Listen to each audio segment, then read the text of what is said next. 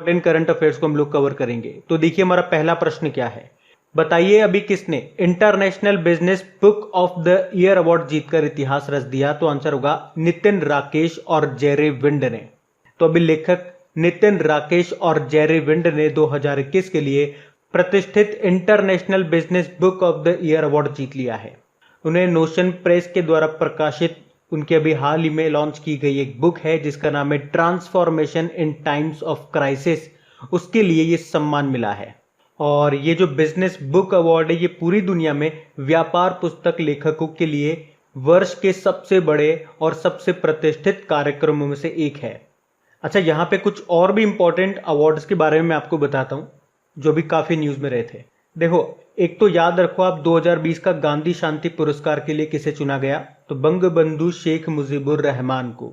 जबकि ओमान के दिवंगत सुल्तान है कबूस बिन सईद अल सैद, उन्हें 2019 का गांधी शांति पुरस्कार के लिए चुना गया। एक अनामिका का नाम याद रखो, हिंदी में साहित्य अकादमी अवार्ड मिला इन्हें उनके उपन्यास टोकरी में दिगंत थेरी गाथा के लिए। और अंग्रेजी का मिला अरुंधति सुब्रमण्यम को व्हेन गॉड इज ट्रेवलर के लिए। उसके अलावा शाजी एन.एम. का नाम हमने पढ़ा था, ये केरल से हैं जिनको ट्यूबर मैन भी कहा जाता है। अभी इंडिया बायोडाइवर्सिटी अवार्ड 2021 इन्होंने जीता। जैन गुडॉल का नाम याद रखो, टेम्पल्टन पुरस्कार 2021 जीता इन्होंने। एक वेलेरिया लुसेली का नाम आपने सुना होगा, मैक्सिकन लेखिका है ये, और अभी उन्हें उनके उपन्यास लास्ट चिल्ड्रन आर्काइव के लिए अंतरराष्ट्रीय। एक शकुंतला थिल्स्टेड का नाम भी याद रख लो आप, विश्व खाद्य पुरस्कार 2021 इन्होंने जीता। डॉक्टर ताहिरा कुतुबुद्दीन का नाम, अरब वर्ल्ड नोबेल पुरस्कार जीतने वाली पहली भारतीय बनी ये। सुष्मिता लेंका का नाम याद रखो, पेंगोलिन के संरक्षण के लिए एशिया पर्यावरण पुरस्कार, एशिया एनवायरमेंट एनफोर्समेंट अवार्ड जीता इन्होंने। अच्छा, एक सुरेश मुकुंद का नाम भी याद रखना, वर्ल्ड कोरियोग्राफी अवार्ड 2020 जीतने वाले पहले भारतीय बने थे और इसी अवार्ड को हम ऑस्कर ऑफ डांस भी कहते हैं।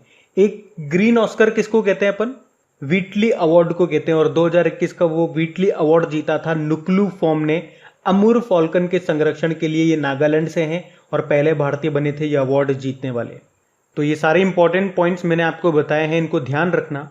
ये अभी रिसेंटली सारे अवार्ड्स हमने पढ़े थे, इनको कहीं ना कहीं लिख लेना आप। अभी हम बढ़ते हैं आगे।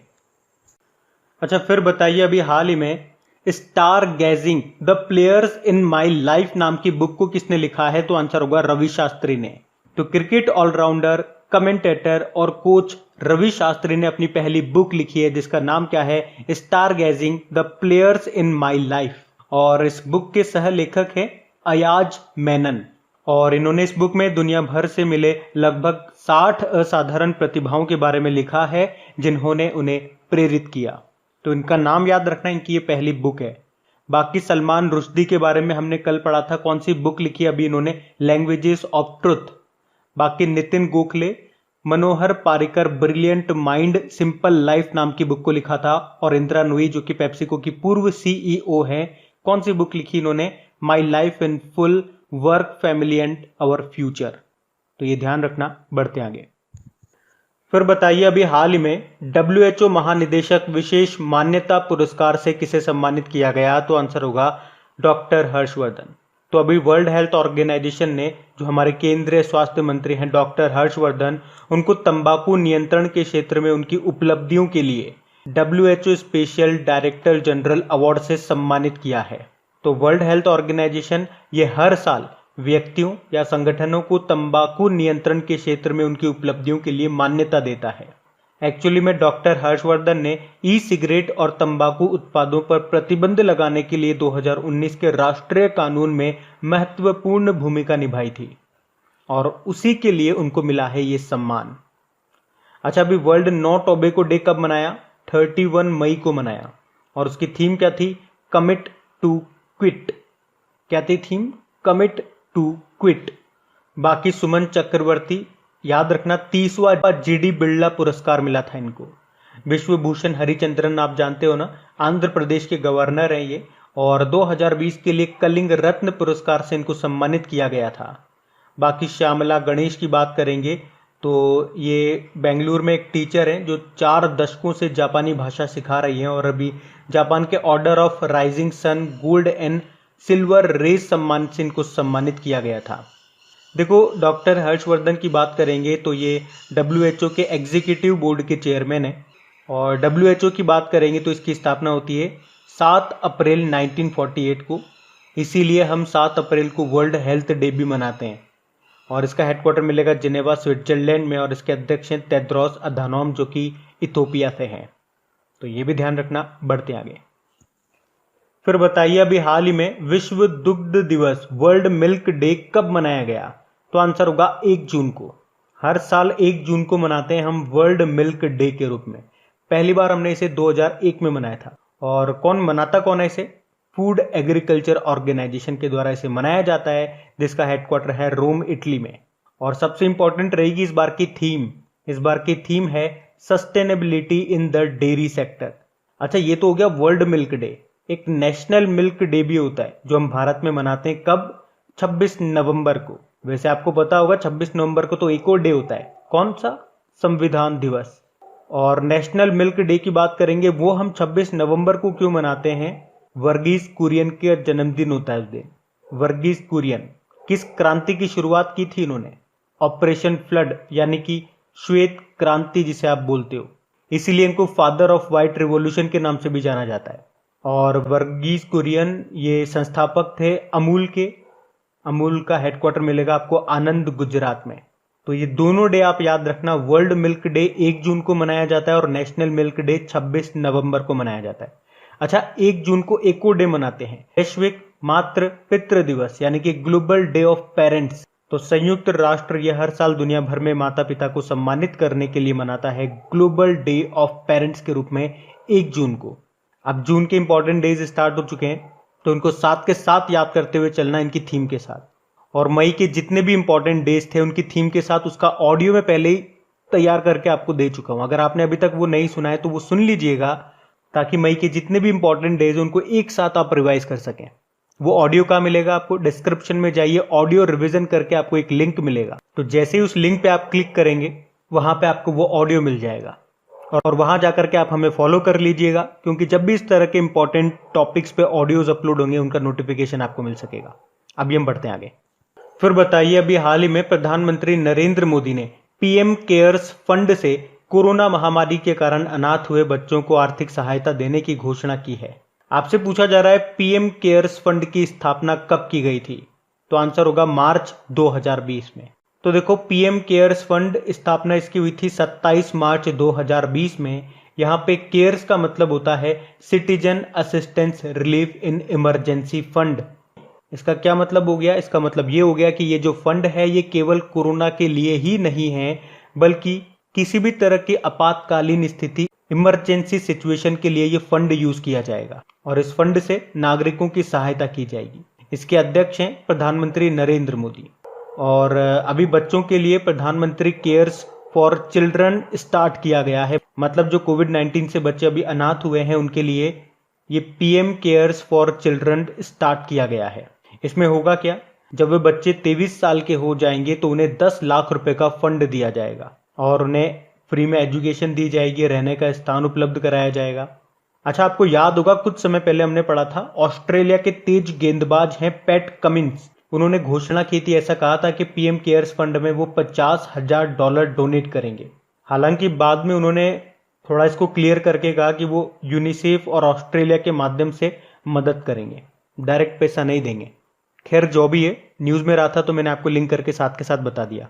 अच्छा, अभी इसी तरह से काफी सारे राज्यों ने भी कुछ योजनाएं स्टार्ट करी है। जैसे मैं आपको कुछ बताऊं तो अभी उत्तराखंड सरकार ने मुख्यमंत्री वात्सल्य योजना शुरू की थी। उसमें बोला गया था कि जो बच्चे अभी कोरोना के कारण अनाथ हो गए हैं, ऐसे बच्चों को 21 साल तक 3,000 रुपए हर महीने दिए जाएंगे। साथ में 5% सरकारी नौकरी में आरक्षण उन्हें दिया जाएगा। अभी छत्तीसगढ़ ने महतारी दुलार योजना शुरू की थी, जिसमें बोला गया था कि जो अनाथ हो गए बच्चे कोरोना के कारण, ऐसे बच्चों को आर्थिक सहायता दी जाएगी। जैसे कि कक्षा 1 से लेकर 8वीं तक के बच्चों को 500 रुपये हर महीने दिए जाएंगे। कक्षा 9 से लेकर 12वीं तक के बच्चों को 1,000 रुपये हर महीने दिए जाएंगे। अभी मध्य प्रदेश ने भी मुख्यमंत्री कोविड-19 मुख्यमंत्री अनुकंपा नियुक्ति योजना शुरू की थी। तो साथ में ये चीजें भी आप याद रखना। बढ़ते हैं आगे। अच्छा बताइए, हाल ही में किस देश ने 2 बच्चों की नीति को समाप्त करने की घोषणा की है? तो आंसर होगा चाइना ने। देखो एक्चुअल में चाइना पहले 1970 में 1 चाइल्ड पॉलिसी लेकर के आया था, फिर 2016 में 2 चाइल्ड पॉलिसी लेकर के आया, और फिर अभी जब 2011 टू 2021 वाली जो जनगणना हुई उसमें बताया कि चाइना की जो दशकीय वृद्धि है वो कितनी रही, 5.38%, और चाइना की अब तक की सबसे कम ग्रोथ रेट है। तो उसके बाद चाइना ने कहा कि अब हम 31 मई 2021 से 3 चाइल्ड पॉलिसी लागू करेंगे, मतलब अब चाइना में कोई भी कपल 3 बच्चे पैदा कर सकेगा। एक्चुअली में देश की बूढ़ी होती आबादी को देखते हुए यह फैसला किया है चाइना ने। अच्छा, जनसंख्या की बात है तो बताओ, एक डे आता है जनसंख्या का, कौन सा? विश्व जनसंख्या दिवस, वर्ल्ड पॉपुलेशन डे। कब मनाया जाता है? 11 जुलाई को मनाते हैं। और देखो, भारत के 2011 की जनगणना से कुछ इंपॉर्टेंट पॉइंट मैं आपको बताऊं तो विश्व की जनसंख्या का प्रतिशत भारत में कितना रहा? 2011 की जनगणना की बात कर रहे हैं तो वो रहा था 17.5%। उसके अलावा पॉपुलेशन डेंसिटी, जनसंख्या घनत्व पूछा जाएगा तो 382 रहा। लिंगानुपात कितना रहा था? सेक्स रेशो 943 था। और जनसंख्या वृद्धि दर कितनी थी? 17.7% थी। उसके अलावा अगर आपसे पूछा जाए कि जनगणना आयुक्त कौन थे 2011 की जनगणना में पूछ रहे हैं, तो चंद्रमौली थे। लेकिन अगर आपसे पूछा जाए 2021 की जनगणना में जनगणना आयुक्त कौन है, विवेक जोशी हैं। और 2011 में जो जनगणना हुई थी वो कौन से नंबर की थी? 15वें नंबर की थी। और अब 2021 में जो होगी वो 16वें नंबर की होगी। और 2011 में बात करेंगे तो थीम क्या रही थी उस वक्त? अवर सेंसेस अवर फ्यूचर। लेकिन यहाँ तो बात चाइना की हो रही है ना, तो ये रहा मैप में चाइना। देखो चाइना की कैपिटल बीजिंग है। देखो बीजिंग में आपको हेडक्वार्टर मिल जाएगा शंघाई कोऑपरेशन ऑर्गेनाइजेशन का और एशियन इंफ्रास्ट्रक्चर इन्वेस्टमेंट बैंक का। करेंसी इसके रेनमिनबी है, प्रेसिडेंट है शी जिनपिंग। अभी आपको याद होगा चाइना ने एक ओशियन ऑब्जर्वेटरी सैटेलाइट को लॉन्च किया था जिसका नाम था हेयांग 2D। और ये जो सैटेलाइट है ये महासागरों पर नजर रखेगा। अभी प्राइम ग्लोबल सिटीज इंडेक्स 2021 जो आया था उसमें टॉप पे रहा था चाइना का शेंझेन। और अभी चाइना के वैज्ञानिकों ने यूरेनियम के सबसे हल्के रूप की खोज की थी, यूरेनियम 214। और चाइना ने मंगल पर अपना अभी पहला स्वतंत्र मिशन लॉन्च किया था जिसका नाम था तियानवेन-1। उसके साथ एक रोवर भी भेजा था और उस रोवर का नाम क्या रखा था? जुरोंग। उसके अलावा आप ध्यान रख सकते हो 2023 में जो 18वें AFC यानी कि Asian football confederation Asian cup होंगे, ये चाइना में होंगे। और चाइना ने मून पर सैंपल कलेक्ट करने के लिए एक मिशन लॉन्च किया था जिसका नाम है चैंग E5। बाकी देखो जो 2022 में एशियन पैरा गेम्स होंगे ये चाइना में होंगे जिसका शुभंकर है फेई फेई। 2021 में तीसरे एशियन यूथ गेम्स होने वाले हैं चाइना के शानटाओ में। और 2022 में आपके 19वें एशियन गेम्स होंगे चाइना के हांगझाओ में जिसका शुभंकर मैस्कॉट है स्मार्ट ट्रिपलेट। उसके अलावा 2022 में जो विंटर ओलंपिक गेम्स होंगे बीजिंग में होंगे जिसके शुभंकर हैं बिंग ड्वेन ड्वेन और श्वेन रॉन रॉन। तो ये भी ध्यान रखना, बढ़ते हैं आगे। फिर बताइए, अभी हाल ही में सावरकर एक कॉन्टेस्टेड लीगेसी 1924 टू 1966 नाम की बुक को किसने लिखा है? तो आंसर होगा विक्रम संपत ने। तो इतिहासकार और लेखक विक्रम संपत ने वीर सावरकर के जीवन और कार्यों पर पुस्तक का दूसरा भाग लिखा है जिसका नाम है सावरकर अ कॉन्टेस्टेड लीगेसी 1924 टू 1966। एक्चुअल में ये बुक का दूसरा वाला भाग है। इसका पहला वाला जो भाग था ये 2019 में आया था जिसका नाम था Savarkar echoes from a forgotten past. तो ये लिखी है किसने? विक्रम संपत ने। बाकी संजय बारू, इन्होंने एक बुक लिखी थी, कौन सी? India's power elite caste class and cultural. Doctor Shailendra Joshi ने बुक लिखी थी सुपारी पालन जिसको लॉन्च किया था vice president M Venkaiah Naidu ji ने। समीर सोनी ने लिखी है माई एक्सपेरिमेंट्स विद साइलेंस नाम की बुक। तो ये भी ध्यान रखना, बढ़ते हैं आगे। फिर बताइए, हाल ही में किसने दुनिया भर के किसानों के लिए दुनिया का पहला नैनो यूरिया पेश किया है? तो आंसर होगा इफ्को ने। इफ्को की फुल फॉर्म क्या होती है? Indian farmers fertilisers cooperative limited. तो अभी इफ्को ने दुनिया भर के किसानों के लिए दुनिया का पहला नैनो यूरिया लिक्विड पेश किया है और इस नैनो यूरिया लिक्विड को पौधों के पोषण के लिए प्रभावी और कुशल पाया गया है। तो बेहतर पोषण और गुणवत्ता के साथ साथ ये उत्पादन को बढ़ावा देता है। देखो इफको की बात करेंगे तो फुल फॉर्म आपको पता है Indian farmers fertilisers cooperative limited होती है। स्थापना 1967 में हुई और इसका हेडक्वार्टर मिलेगा आपको नई दिल्ली में। इसके अध्यक्ष कौन है? बीएस नकई।